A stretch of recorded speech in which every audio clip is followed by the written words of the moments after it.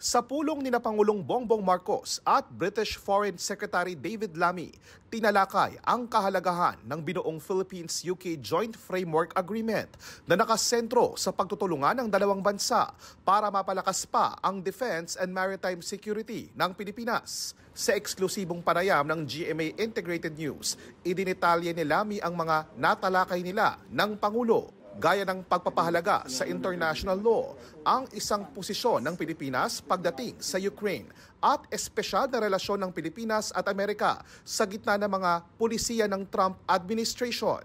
Both nations that believe in the rules-based order, and we were reflecting on these tough geopolitical times, challenges here in the South China Seas, but also the war in Ukraine, our special relationship with the United States of America and the powerful people-to-people links that our countries share. Nagkakaisa raw ang Pilipinas at UK na mali ang agresibong aksyon ng China sa South China Sea.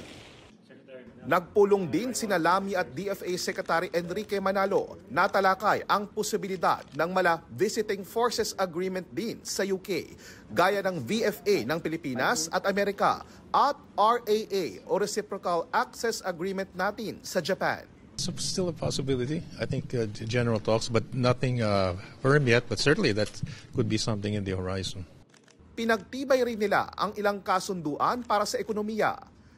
We are committed to maximize the potential of partnership with the United Kingdom on offshore wind farms in the country.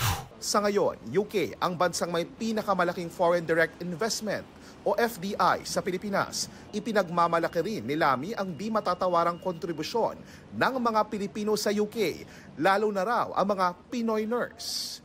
The Philippines is important because we have powerful people-to-people links.